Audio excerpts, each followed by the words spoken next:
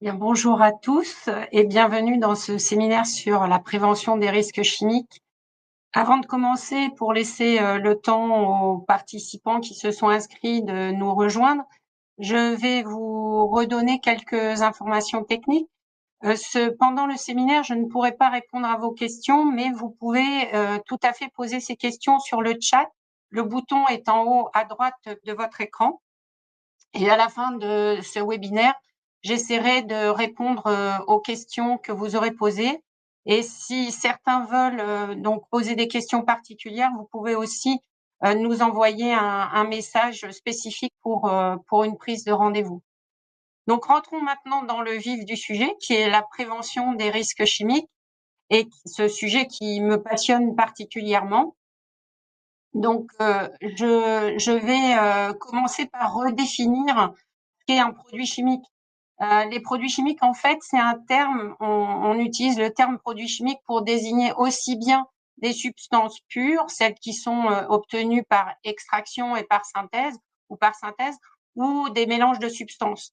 Donc, quand on parle de substances obtenues par extraction ou synthèse, ça peut être des substances qui sont obtenues à partir du pétrole, à partir de matières premières minières ou à partir de matières premières agricoles. Et quand on parle de produits chimiques de synthèse, on parle aussi bien des produits qui sont des substances synthétiques qui ont été copiées de la nature que des produits qui n'existent pas à l'état naturel et que l'on a créés artificiellement. Quand on regarde le nombre de substances chimiques qui sont commercialisées par l'Union européenne, c'est plus de 100 000 substances qui sont répertoriées. Alors vous imaginez les mélanges, que la quantité de mélanges commercialisés ou non commercialisés, que l'on fabrique localement, est absolument incommensurable. Donc, dans tous ces produits chimiques, bien sûr, et heureusement, tous ne sont pas dangereux. Donc, ceux qui sont dangereux, on les appelle agents chimiques dangereux. Souvent, on utilise souvent l'acronyme ACD pour distinguer ces produits-là des autres produits chimiques non dangereux. Alors, pourquoi les ACD sont dangereux? En fait, un agent chimique peut réagir avec des constituants biologiques. À partir du moment où il réagit avec des constituants biologiques, que ce soit nécrose, intoxication, etc., on va avoir des risques pour la santé. Il peut aussi agir avec d'autres substances et même avec lui-même, par des réactions d'oxydation ou de réduction ou de décomposition polymérisation. Ces réactions avec lui-même ou avec d'autres substances sont qualifiées de risques physico-chimiques. Et ces réactions peuvent conduire à l'incendie ou à l'explosion. Et lorsqu'il y a un incendie ou une explosion, il va y avoir relargage dans l'atmosphère de produits chimiques, de composants chimiques dangereux qui peuvent contribuer à des risques pour la santé des personnes exposées, en plus des risques physiques liés à l'incendie. Donc, je vais d'abord rappeler quelques notions au sujet des accidents industriels. À quoi sont-ils dus? Ils sont dus soit à des instabilités au stockage, soit au dysfonctionnement d'équipements utilisés dans le cadre de synthèse, soit liés à des incendies qui sont d'une autre origine, comme l'origine électrique, ou même à des négligences, malheureusement. Donc, par exemple, le nitrate d'ammonium, qui est un produit assez instable, mais qui est absolument indispensable pour notamment les engrais pour la culture, est un produit qui explose facilement. Et à peu près tous les 5 ans, on enregistre une explosion qui va conduire à des nombreux morts et blessés. On a eu en France une explosion à Toulouse en 2001 qui a conduit à 30 morts et 2500 blessés et des tas de dégâts physiques autour du site de l'explosion. 2001. 2015, c'était en Chine un autre entrepôt de nitrate d'ammonium a explosé avec 173 morts et près de 1000 blessés. On a eu une explosion en 2013 aux États-Unis et plus récemment en 2020, dans l'entrepôt du port de Beyrouth, une explosion qui a fait 6500 blessés et 214 morts. Donc ce produit-là est indispensable, comme je l'ai dit, puisqu'on va l'utiliser dans l'agriculture notamment. On ne peut pas s'en passer. Il est nécessaire pour pouvoir fertiliser les sols. Mais on en fabrique 20 à 21 millions de tonnes par an. Si tout ça explosait, ça ferait des millions de morts. Donc en fait, malgré l'horreur des explosions qui ont eu lieu, finalement, on contrôle quand même assez bien l'instabilité de ce produit, si on peut dire. Dans les accidents liés à des dysfonctionnements de matériel, d'équipement, c'est l'accident de Seveso qui a été le plus, on va dire, utile parce qu'il a catalysé une véritable prise de conscience de la nécessité de mieux renforcer la prévention sur les sites industriels où il y avait des risques majeurs. Donc, on a eu une première directive en 1982 qui a fait suite à cet accident de Seveso, et ces directives ont été renforcées en 96 et puis en 2015. Donc aujourd'hui, on a en Europe 12 000 sites qui sont qualifiés de Seveso, puisqu'on a identifié des risques importants, des risques majeurs sur ces sites. Rien qu'en France, on a 1300 sites Seveso, 700 qui sont Seveso seuil haut, 600 qui sont Seveso seuil bas. Et donc, ce classement repose sur les quantités de produits qui sont stockés, les synthèses dangereuses et la réactivité des produits stockés.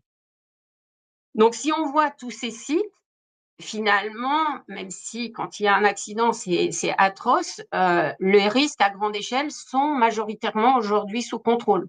On peut quand même dire ça, grâce à cette prévention. Mais qu'en est-il à l'échelle individuelle, en dehors de tout accident majeur? Et c'est ça dont je veux vraiment vous parler aujourd'hui. Eh bien, en fait, les accidents industriels majeurs qui attirent l'attention du grand public, etc., en fait, ce n'est que la partie émergée de l'iceberg. Les véritables problèmes de santé se situent et sont assez peu vus par tout le monde. En fait, il y a plus d'1 milliard de travailleurs qui sont exposés à des agents chimiques dangereux chaque année, que ce soit des polluants, des poussières, des vapeurs ou des fumées. À l'échelle mondiale, cela conduit à 1 million de morts qui font suite à des expositions à ces agents chimiques dangereux. En France, rien qu'en France, 2 millions de salariés sont exposés à au moins un CMR chaque année. Et le risque chimique est la deuxième cause de maladie professionnelle. 1 800 cancers professionnels sont reconnus chaque année. Pourquoi? Parce que 89% des entreprises françaises utilisent et manipulent des produits chimiques dangereux. Le vrai problème, finalement, avec les produits chimiques au niveau de la personne, c'est l'exposition, la contamination quotidienne, régulière, à de faibles doses de produits chimiques variés qui vont entraîner des problèmes de santé décalés dans le temps. On va avoir, avec l'intoxication, c'est effectivement assez rapide, on va s'en rendre compte rapidement et la personne va pouvoir être prise en charge. Mais beaucoup de problèmes de santé sont décalés dans le temps. Les cancers peuvent se déclarer 15, 20, 30 ans après une exposition à des produits cancérogènes. Donc cette problématique de santé est une vraie problématique de santé publique. Pourquoi on se contamine en fait avec des agents chimiques dangereux? Comment on se contamine? Quelles sont les voies d'exposition? On va parler des voies d'exposition plutôt dans le milieu professionnel. La principale, c'est l'inhalation. Beaucoup de gens pensent que si on ne sent rien, c'est pas dangereux. Donc, il y a un manque de précaution avec les produits et que ce soit les poussières ou les vapeurs, les aérosols, beaucoup de personnes manipulent sans protection respiratoire. On va avoir aussi la contamination cutanée qui vient en deuxième position. Là, c'est l'absence de port de gants ou le port de gants inadapté aux produits manipulés qui vont conduire à de la pénétration par la peau au niveau des mains, mais aussi lorsqu'il y a des projections à d'autres endroits du corps. La contamination oculaire, c'est surtout les dégâts que ça va provoquer sur l'œil, irritation ou bien dégâts plus importants dans le cas, par exemple, de projection de base. Dans le milieu professionnel, normalement, l'ingestion, c'est vraiment très, très rare, sauf si, des personnes, posent leur bouteille, au milieu des produits chimiques et ensuite se trompent de bouteille lorsqu'elles veulent se réhydrater. Mais c'est surtout la contamination avec des mains souillées qui vont être, à l'origine de contamination par ingestion dans le milieu professionnel. Donc des mains qui ne sont pas lavées après manipulation de produits chimiques, soit portant à la bouche des mains contaminées dans le cadre de déjeuner, par exemple, mais aussi pour fumer une cigarette ou autre. Pourtant, quand on regarde les produits que l'on achète, ces produits sont bien étiquetés. Les pictogrammes de danger sont bien visibles sur les flacons ou sur les autres contenants. Et les produits sont livrés avec des FDS qui, normalement, peuvent permettre à tout manipulateur de prendre les précautions qui sont recommandées. Donc, on va avoir au niveau professionnel les moyens de pouvoir mettre en place la prévention lorsqu'on utilise des substances chimiques dangereuses. Quand il s'agit de mélanges, même si ces mélanges portent également ces mentions de danger, et ces pictogrammes, ça peut être un petit peu plus compliqué et nécessiter l'expertise chimique de certains spécialistes parce que les mélanges peuvent conduire, par réaction chimique entre eux, à la production de produits, chimiques dangereux ou de réactions indésirables. Je vais vous parler du cas des diisocyanates parce que je le trouve assez intéressant à regarder. En fait, ces produits-là, c'est une famille de produits qui est mais vraiment extrêmement large, portant 2 groupes isocyanate et un radical qui peut aussi bien être une chaîne aliphatique une chaîne un cycle et qui porte d'autres fonctionnalités. Donc une famille énorme, très, très importante et ces diisocyanates rentrent dans la composition des polyuréthanes. Donc, ils sont utilisés dans énormément de produits de mélange. Ces produits-là sont utilisés dans l'industrie plastique et des mousses, donc on les retrouve dans la composition des matelas, des sièges d'automobile, mais ils sont utilisés aussi dans les adhésifs, les vernis, les colles, donc dans la construction, ou bien également dans l'industrie de peinture, dans l'industrie donc de la peinture et des revêtements, que ce soit pour des peintures ou pour des lacs. Et donc on va avoir l'exposition donc dans des ateliers de fabrication. Là, ce sont les vapeurs ou les particules sur les chantiers. Lorsque l'on fait de la peinture ou que l'on met en place des mousses isolantes, ça va être des vapeurs et des aérosols. On va aussi être exposé à des diisocyanates lorsque l'on fait du ponçage en provoquant des poussières. Et ces produits-là, même en très faible concentration dans l'atmosphère, conduisent à de l'asthme et à des irritations des yeux, de la peau, des voies respiratoires qui peuvent également catalyser des réactions allergiques avec une sensibilisation aiguë qui peut même, longtemps après une première exposition, conduire à des réactions sévères. Donc ces produits-là qui sont, largement, utilisés dans différentes industries font que des milliers de travailleurs sont exposés et que des milliers de travailleurs se sont retrouvés atteints d'insuffisance respiratoire ou d'asthme chronique, ce qui crée un véritable problème de santé publique. Or, on ne peut pas empêcher l'utilisation de ces produits, puisqu'ils sont indispensables à de nombreux secteurs d'activité.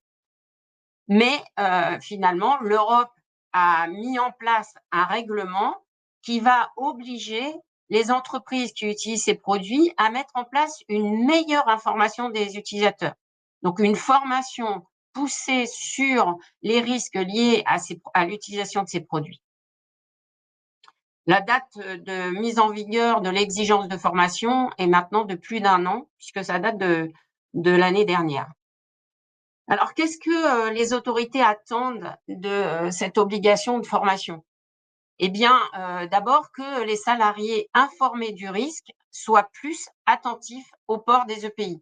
Parce qu'en fait, même si on met des EPI à disposition, comme c'est pas toujours très confortable, beaucoup de salariés ont du mal à les garder, à les utiliser correctement.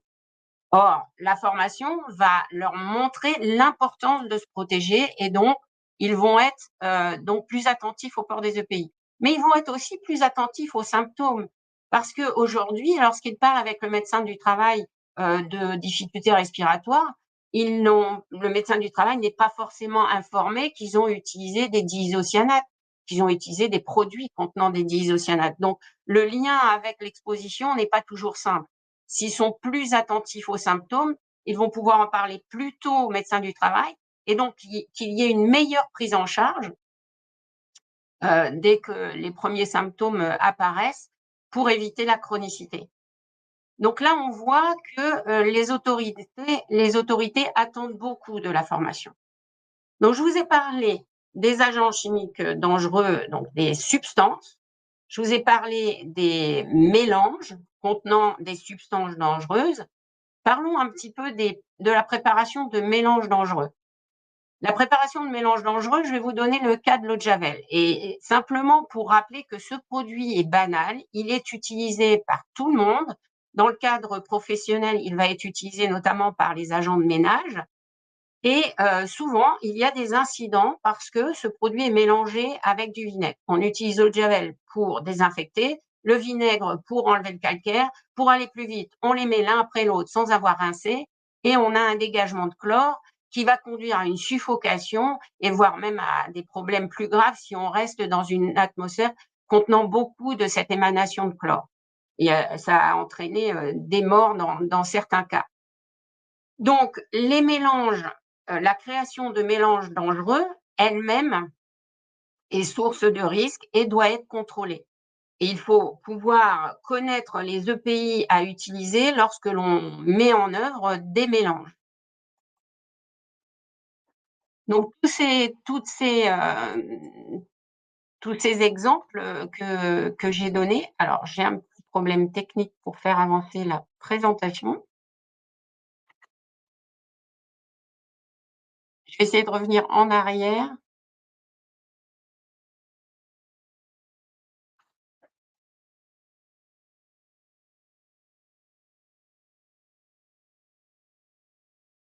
Je suis désolée,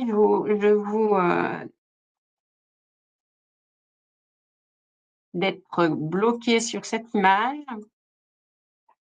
Je vais voir si une technique peut m'aider.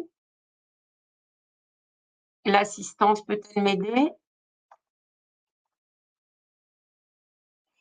On va faire un petit help à l'assistance pour débloquer le déroulement.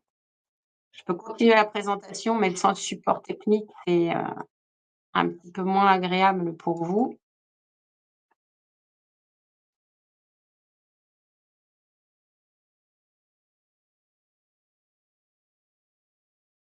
Alors, je vais essayer de passer par le bas.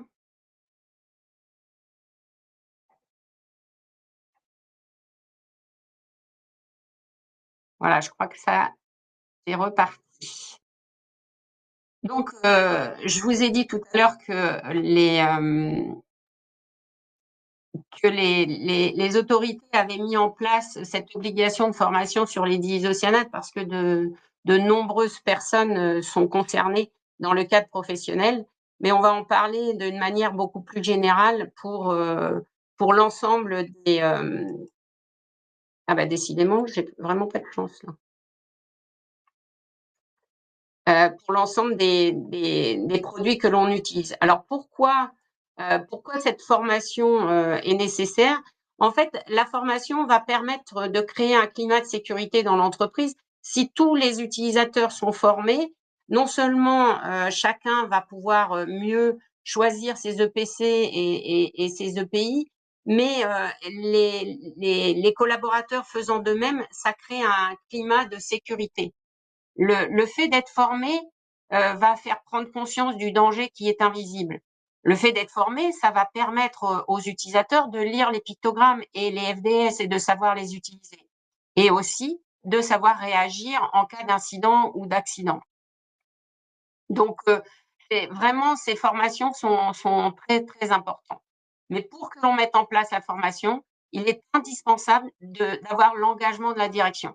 L'engagement de la direction est la base sur laquelle on va pouvoir installer le socle de la formation, sur lequel l'ensemble de la pyramide de sécurité va pouvoir se construire. On va pouvoir mettre en place des retours d'expérience et les promouvoir. On va pouvoir instaurer des rituels de sécurité, mettre en place des évaluations continues pour pouvoir améliorer la sécurité. Bref, impliquer tout le monde à tout niveau et reconnaître, valoriser les efforts de chacun en sécurité. La formation est importante, mais elle doit être adaptée aux personnes que l'on a à former. Pas trop courte, il faut en donner suffisamment d'informations, mais pas trop long non plus, au bon moment. Elle doit être adaptée à la culture de la personne.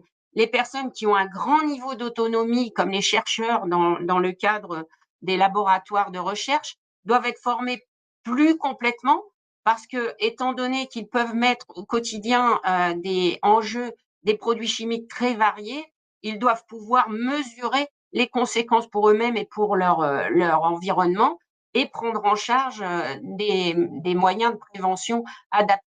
Donc, c'est vraiment en fonction du public que l'on doit adapter les parcours de formation.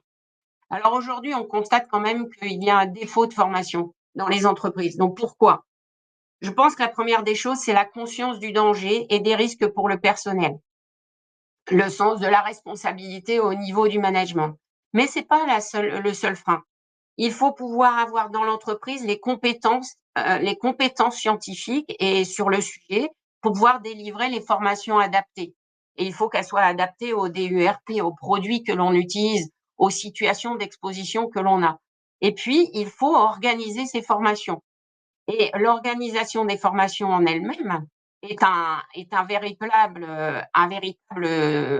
problème parce que il faut pouvoir rassembler les personnes dans un même lieu, à un même moment, donc les sortir de leurs activités, voire même les faire venir sur un lieu de travail centralisé. Le formateur, s'il est interne à l'entreprise, va avoir à répéter très régulièrement les mêmes contenus de formation et donc se crée une certaine usure. Généralement, ce ne sont pas non plus des formateurs de métier, ce sont des personnes qui font ça en dehors de leur métier de préventeur. Il va y avoir un manque de motivation des participants parce que les formations sont souvent descendantes et donc elles vont pas captiver l'attention du public. Et puis, il peut y avoir aussi une difficulté à mesurer et évaluer la compréhension des personnes. Donc, pour pouvoir comment pallier à ces difficultés, eh bien, on va pouvoir utiliser des techniques de formation en ligne et je vais vous parler de notre expérience sur la mise en place de formations en ligne dans le domaine du risque chimique. Alors pourquoi la formation en ligne est intéressante? Eh bien, c'est parce que déjà, on peut la dispenser de n'importe où. Si vous avez du personnel sur le terrain réparti sur différents sites, eh bien, voilà, vous n'êtes pas obligé de les ramener sur un lieu central. Avec une tablette ou un PC, ils peuvent suivre la formation de n'importe où, n'importe quand aussi. C'est pas la peine d'être connecté en même temps qu'une autre personne. Le contenu est disponible tout de suite en ligne et donc au moment où la personne souhaite se connecter ou où l'on a organisé son break pour pouvoir faire de la formation. L'ordinateur s'use moins qu'une personne physique à répéter le même contenu de formation tout au long de l'année et on va pouvoir mettre de l'interactivité dans le contenu de formation. Et enfin, il est plus facile de faire de l'évaluation avec les formations en ligne qu'avec les formations en salle parce qu'on peut intégrer les quiz à la formation dispensée. Donc tout ça fait que la formation en ligne est très adaptée à faire des formations sur le domaine du risque chimique. Alors évidemment, nous avons une belle expérience dans le domaine puisque ça fait maintenant 15 ans que qu'Aptitude a été créée et développé des contenus dans ce domaine du risque chimique. Nous avons notamment développé récemment un contenu synthétique d'1 heure composé de 4 modules pour les personnels travaillant en production ou en maintenance. Ce contenu va couvrir aussi bien ce qu'est le risque chimique, comment on identifie les dangers, comment on se protège et comment on adopte les bonnes pratiques. Il est très apprécié des personnes qui travaillent en production et en maintenance sur les endroits où on a déjà déployé ces contenus. On a également à notre catalogue un contenu qui est connu de beaucoup d'entre vous, certainement, parce que je connais certaines personnes qui se sont connectées. C'est le contenu que l'on appelle l'intégrale, qui est composé de 34 modules de 10 à 20 minutes. Ce contenu-là peut convenir à des personnels de laboratoire très autonomes dans leurs activités de recherche, par exemple, mais aussi aux personnes qui sont impliquées dans le stockage d'agents chimiques dangereux ou aux personnes chargées de l'animation de la prévention dans une entreprise où il y a des risques chimiques. Et le programme de 7h20 en e-learning correspond environ à ce que l'on peut délivrer en 3 jours en présentiel, pour vous donner un petit peu une idée du contenu et de la densité de l'information de ce contenu. Donc, ce programme-là, en fait, comme je vous ai dit, il est composé de 30 modules, de plus de 30 modules thématiques qui peuvent être réorganisés en fonction des besoins des différentes populations informées et qui peuvent être organisés sur une plateforme de formation en ligne en y ajoutant des éléments propres à l'entreprise. Par exemple, si on donne la formation sur l'étiquette des produits chimiques et les fiches de données de sécurité, c'est pas inintéressant d'aller mettre la FDS d'un produit utilisé sur le site et de poser des questions de vérification de lecture sur cette FDS pour entraîner les personnes à lire les FDS des produits utilisés. Et puis de même, on va pouvoir glisser la procédure interne d'utilisation d'un équipement de protection collective après l'explication sur comment s'utilisent les enceintes ventilées ou les postes de pesée. Donc, très souple, très facile à mettre en place en e-learning. Ces formations peuvent aussi servir dans le cadre de recyclage. Dans le recyclage, c'est-à-dire refaire des formations régulièrement pour attirer l'attention des personnes sur les risques, répéter la même chose est assez peu apprécié. Commencer par un questionnaire de positionnement qui va permettre de voir quelles sont les connaissances déjà acquises, va permettre de cibler les formations sur les parties qui ne sont pas encore acquises. Donc ça, c'est aussi des choses qui s'organisent sur les plateformes de formation en ligne et qui donnent de très, très bons résultats. Je crois que j'ai fait une fausse manœuvre.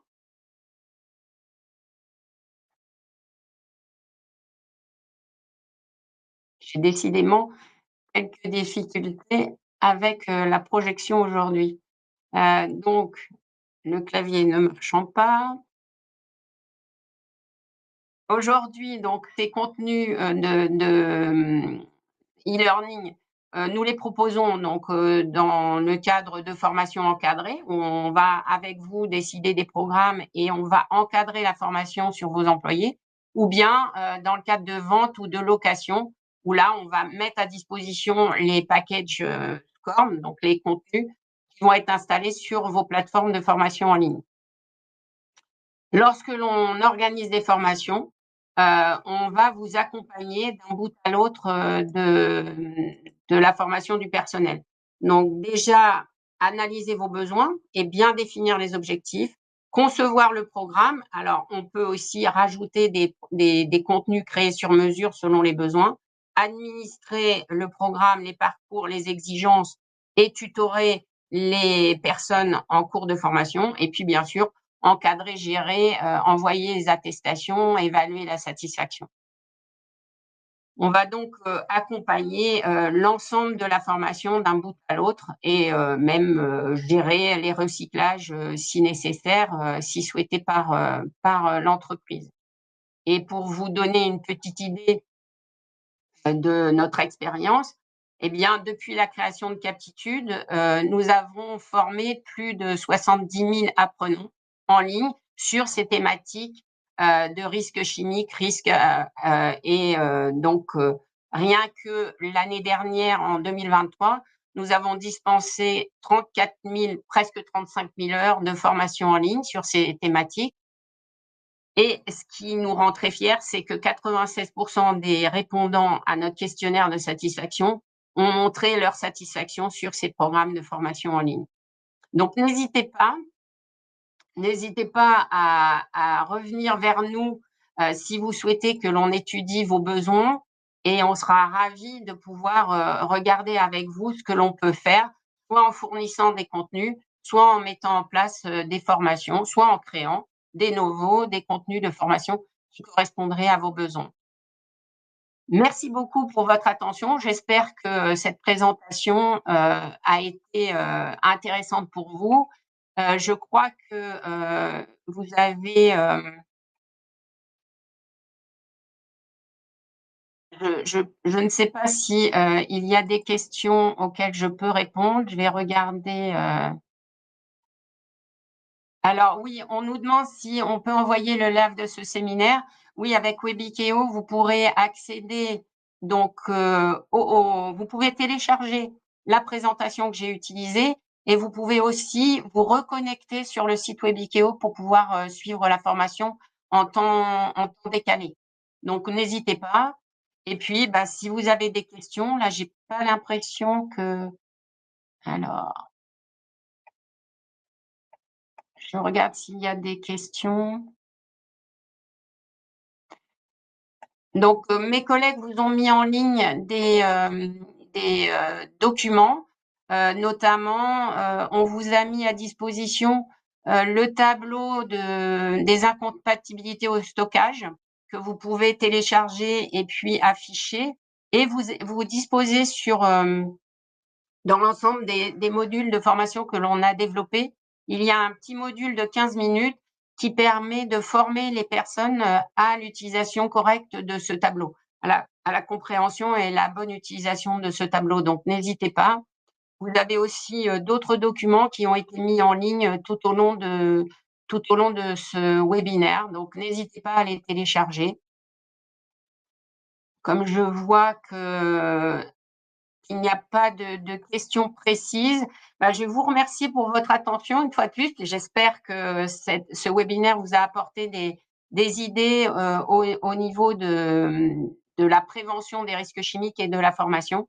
Donc, je vous dis à très bientôt pour vous retrouver, donc si vous nous recontactez et puis étudier vos besoins. À très bientôt. Merci.